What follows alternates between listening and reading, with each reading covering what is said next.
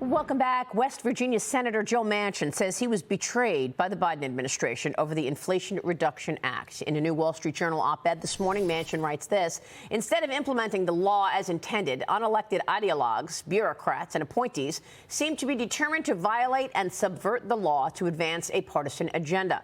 They are ignoring the law's intent to support and expand fossil energy and are redefining domestic energy to increase clean energy spending to potentially deficit-breaking levels. The op-ed takes Joe Biden to task, Kevin. Biden's Inflation Reduction Act betrayal is what Joe Manchin writes. Your thoughts? Can you believe we added $8 trillion to our debt just since COVID-19? That's 2020. On energy, it's a very simple metric that somehow is lost in the narrative. We do about 12.5 million barrels a day of extraction here in the U.S. To be truly energy independent, I don't know why this is a partisan issue. Everybody, on both sides of the aisle, would want independence on energy. We need to get to 18 million a day. So this act should actually figure out a way to get us to 18 million a day. So we in the U.S. control the price of oil in addition to what's going on in Saudi. This would give us a real power on a global basis. Now, why that isn't a bipartisan initiative, I have no idea. Because you could also put it in the narrative, we're going to extract it on a clean basis. Yeah. And we don't talk about that.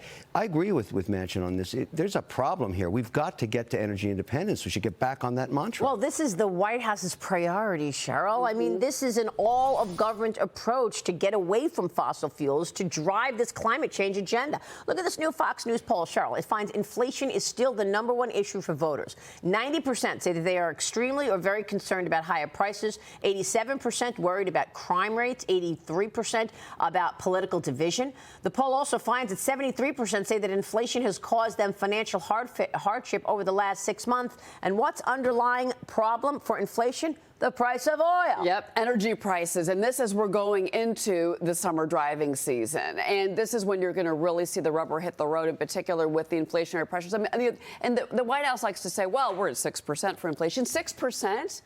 Your goal is 2% if you're Jerome Powell. I'm not sure we're going to get there. We're not going to get there this year, for sure. Yeah, and so there's that part. But also, I like that Joe Manchin is calling out the Biden administration. Yeah. And he does say there's got to be a place to negotiate. Now, Kevin McCarthy did go to the White House. The other leaders, they all went together. Cheryl was there. Let's all get on the table. What happened to those conversations? Obviously, they're not happening. As far as inflation in this country, until we see these inflation numbers change, I think to Mark Avalon's point, we're still going to see pressure on earnings.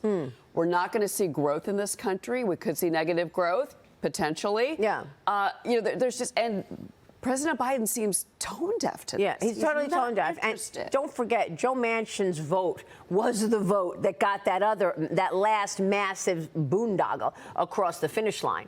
And he voted yes with the promise that the Biden administration would take on his Energy Act. He says, when President Biden and I spoke before Congress passed the Inflation Reduction Act last summer, we agreed. The bill was designed to pay down our national debt and shore up America's energy security. It was designed to generate $738 billion in new revenue, with more than $238 billion dedicated to debt reduction. That didn't happen. I've never seen a bill reduce debt. Any bill, no matter what you call it. That's right. There's no such thing as a bill to reduce debts. It's just more spending, and I think that's obvious now. One of the reasons we have inflation. But the entire energy complex could make money at $55 a barrel, and that's what the energy cost would be if we got to 18 million. I can't stop talking about it, because if we get there, we have energy independence, we have low costs, if inflation goes down, and we'll get a long transition out of fossil fuels, which I think will take 100 years. Yeah. But no oil executive is willing to do anything, any new projects, any new commissions, whether you're in Texas, whether you're in parts of Louisiana, whether it's drilling pipelines, anything, because of the administration. Yeah, why we're going to be here for 2 more years. They're just not going to take on that type of risk. Yeah, not only that, but then you got Joe Biden saying, oh, we're going to need fossil fuels for 10 years. Remember that during the State of the Union? Just have to add a 0 to that. It's 100 years. Exactly. But like, what energy CEO, to Cheryl's point, is going to,